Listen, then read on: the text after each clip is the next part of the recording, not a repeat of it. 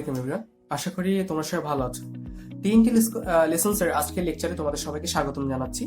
আজকে আমরা আলোচনা করব ফ্লোনেট এবং ফ্লোনেটের ল্যাপ্লাস কন্ট্রা ইন্টিগ্রেশন নিয়ে। ঠিক আছে, সো আমরা সবাই চিন্তা করেছি যে এর আগে তো আমরা অনেক ইকুয়েশন দেখেছি। ঠিক আছে, এই ফ্লোনেটটার জন্য কেন আমাদেরকে এখানে ল্যাপ্লাস থেকে নিয়ে এসে দরকার হলো? ল্যাপ্লাস হলো ম্যাথের একটা পার্ট, এটাকে আবার কেন ভাই আমরা সয়েল মেকানিক্সে নিয়ে আসলাম, সেটা একটা অনেক বড় কোশ্চেন। সো এখানে যদি আমরা চিন্তা করি যে আগে আমরা দেখতাম যে আসলে সয়েলের ক্ষেত্রে কি হতো, সয়েলের ক্ষেত্রে যেটা হতো সেটা হলো ওয়ান ডি ফ্লো দেখেছি আমরা। ঠিক আছে, আমরা নর্মাল সিপেজ দেখেছি, সিপেজে কি ছিল, ওয়ান ডি ফ্লো ছিল, এবং তখন আমরা সেখানে কি ব্যবহার করেছি, ডার্চির ইকুয়েশন ব্যবহার করেছি। কিন্তু ডার্চির ইকুয়েশন টু ডি ফ্লো এর জন্য অ্যাপ্লিকেবল না। যখনই আমরা ফ্লোটাকে টু ডাইমেনশনাল হইতে চিন্তা করব, তখন ডার্চিটা ফেল করেছে, যার কারণে আমাদের কি করতে হয়েছে, নতুন ইকুয়েশন, এই লাপ্লাস ইকুয়েশন ডেভেলপ করতে হয়েছে, যেটা টু ডিতে কাজ করতে পারে, যেটা চেঞ্জগুলো ইনফ্লো থেকে আউটফ্লোতে যে চেঞ্জটা হচ্ছে সেটা একমাত্র লাপ্লাস ইকুয়েশনই সুন্দরভাবে ব্যাখ্যা করতে পারে। ঠিক আছে, তাই আমরা আসলে লাপ্লাস ইকুয়েশনটা আমাদের জানা খুবই জরুরি। ধরো আমরা তো আগেই তো ফিগারটা দেখেছি, আমরা অনেকগুলো ফ্লো ফিল্ড দেখেছিলাম। ধরো ফ্লো ফিল্ডটা নর্মালি স্কোয়ার শেপে হয়, এবং যদি বাস্তবে চিন্তা করি, বাস্তবে কিন্তু ওয়ান ডি কোনো বস্তু নেই, ঠিক আছে, টু ডি নেই। ঠিক আছে, তো জিনিসটা হচ্ছে আমি একটা ধরো ওইরকম একটা বক্সকে বা একটা কিউবকে এখানে নিয়ে এসেছি, নিয়ে এসে দেখতে চাচ্ছি যে আসলে তার ভিতরে কিভাবে চেঞ্জটা হচ্ছে, বা লাপ্লাস ইকুয়েশনটা এখানে কিভাবে অ্যাপ্লিকেবল হচ্ছে। এখানে দেখো এক্সিস দেয়া আছে, ঠিক আছে, এই যে এক্সিসটা যদি দেখি, এটা হচ্ছে আমার এক্স এক্সিস, এটা আমরা জেড এক্সিস, আর এই বরাবর যেটা আছে সেটা হচ্ছে আমার ওয়াই এক্সিস। এই যে y axis, x axis, z axis. তো বুঝতে পেরেছি আমরা এই দিক থেকে এক্স, এই দিক থেকে কি ওয়াটার ইনফ্লো হচ্ছে, আবার এই দিক থেকে ওয়াটার আউটফ্লো হচ্ছে, এই দিক থেকে আবার ওয়াটার ইনফ্লো হচ্ছে, এই দিক থেকে ওয়াটার আউটফ্লো হচ্ছে। আচ্ছা, সো আমরা তো এখন জানি, এখন দেখি তো আমরা যে আসলে যে ওয়াটার ইনফ্লোর জন্য যে আমাদের ইকুয়েশনটা আছে সেটা কিভাবে কাজ করে। ঠিক আছে, চলো আমরা শুরু করি। সো দেখি যে rate of inflow in x axis, ঠিক আছে, এক্স এক্সিসে কি পরিমাণ ওয়াটার ফ্লো হচ্ছে, ফ্লোটা আমরা কি দ্বারা প্রকাশ করি, কিউ, কিউ ইকুয়াল টু কি আমরা জানতাম, কিউ ইকুয়াল টু হলো আমরা এ ভি, এটাই তো জানতাম। তাহলে এক্স এক্সিসের জন্য কি হবে, এ ভি এক্স, এখানে ভিটা কি, ভিটা কিন্তু ভেলোসিটি, তাই না? তাহলে দেখো এখন এটা কি, এটা হচ্ছে আমার এরিয়া, তাই না? এখানে জন্য এরিয়াটা কি হবে, বক্সের জন্য, বক্সের জন্য এরিয়াটা হবে হলো, যদি আমরা এর ক্রস সেকশনটা চিন্তা করি, তাহলে অবশ্যই এরিয়াটা হবে d z into d y, তাই না? এটা হবে তার এরিয়া, আর ইন্টু বিএক্সটা তো আগে থেকে থাকবে। এখন rate of inflow in y in z axis এর জন্য আমরা চিন্তা করছি, তাই না? জেড এক্সিস এর জন্য কি হবে, আবার এ ভি জেড হবে। তাহলে এটার জন্য এরিয়াটা কি হবে, আবার ক্রস সেকশনটা নেই, জেডটা বাদ দিয়ে বাকি যে দুইটা থাকবে ওই দুইটাই আমাকে এরিয়াটা দিবে। কি হবে, d x d y into v z. আচ্ছা, এটা তো হলো ইনফ্লো। এখন আউটফ্লো, আউটফ্লোতে যদি যেতে হয় তাহলে তো অবশ্যই কিছু চেঞ্জ হতে হবে, তাই না?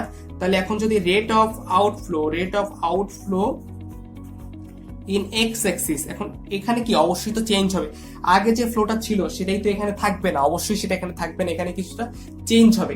এই চেঞ্জটাই হলো লাপ্লাসের যে আমরা পার্শিয়াল ডিফারেন্সিয়েশন আসে সেটা দিয়ে ব্যাখ্যা করার চেষ্টা করব। ঠিক আছে, তো ধরো এখানে এরিয়াটা তো আগে থেকে থাকবে, ডি জেড ডি ওয়াই তো থাকবে, কি চেঞ্জ হবে এখানে, এরিয়া কি চেঞ্জ হবে, এরিয়া কি কোনোদিন চেঞ্জ হয়, এরিয়া তো চেঞ্জ হয় না, তাহলে কি চেঞ্জ হয়, তাহলে তার ভেলোসিটিটাই আলটিমেটলি চেঞ্জ হয়। ঠিক আছে, তাহলে ভেলোসিটি কিভাবে চেঞ্জ হবে, ধরে নিলাম আগের ভেলোসিটি প্লাস কি del v x divided by del x into t x. ঠিক আছে, ধরলাম তার যে আউটফ্লোর জন্য তার যে চেঞ্জটা, আউটফ্লোর যে রেট সেটা হবে এইটা। তাহলে এটা কার জন্য, এটা হলো এক্স এক্সিসে। সেম ভাবে কি জেড এক্সিসের জন্য চেঞ্জ হবে, জেড এক্সিসের জন্য কি হবে, চেঞ্জ হবে ডি এক্স ডি ওয়াই, এখানে হবে ভি জেড প্লাস কি হবে del V Z del V Z. ভেলোসিটিটা তো কিছুটা চেঞ্জ হবে, হয় বাড়বে না হয় কমবে, তাই তো? এটাই তো হবে। তো আমরা যেহেতু জানি না আসলে বাড়বে নাকি কমবে, কি হচ্ছে এখানে, তাহলে আমরা সবসময় পজিটিভটাই অ্যাজাম্পশনে নিয়ে নিব। যদি দেখি যে আসলে বাড়েনি, কমে গেছে, তাহলে বুঝবো যে আসলে আমার এটা প্লাস না হয় মাইনাস হবে, এই তো। তাহলে আমরা সবসময় অ্যাজাম্পশনের জন্য কি কাজ করি, পজিটিভ নিয়ে নিই, ডেল জেড, তাই তো? ডেল জেড হবে ইন্টু কি হবে, ইন্টু হবে d Z.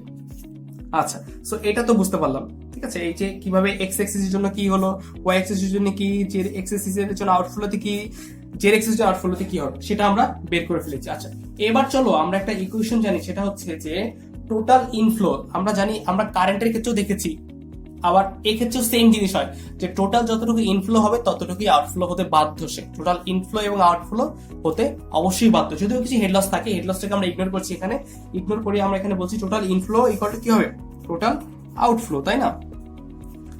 Total inflow equal to হবে টোটাল আউটফ্লো, তাই তো?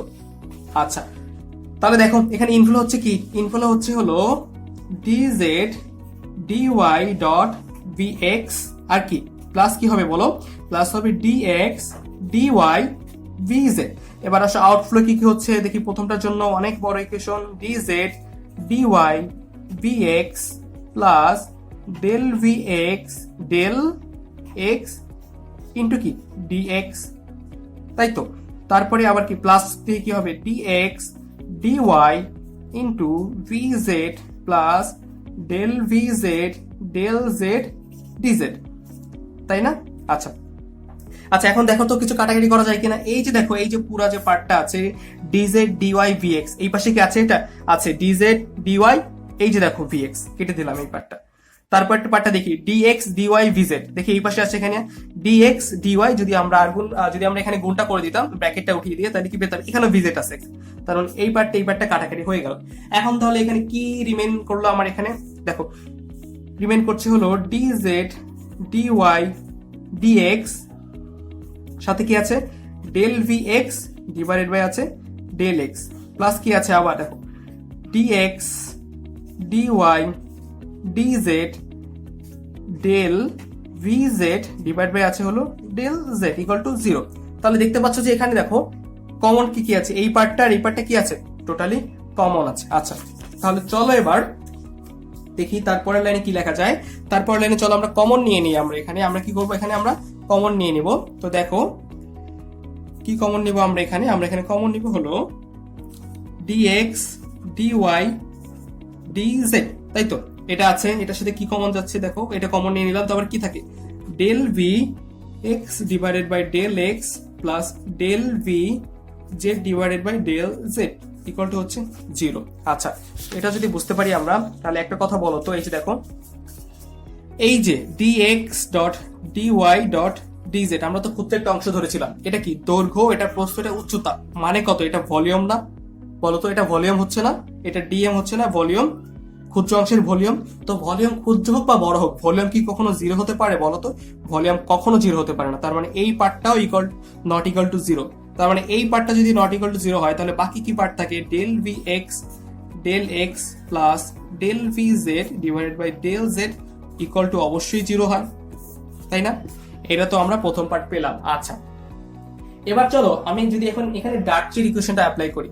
ডার্চির ইকুয়েশনটা কি ছিল, V equal to K I, তাহলে এক্স এক্সিস এর জন্য কি হবে, V x equal to K I K x I x, V Z equal to কি হবে কে জেড আই জেড, তাই তো? আশা করি এটা নিয়ে তো কারো কোনো ডাউট নেই, তাই না?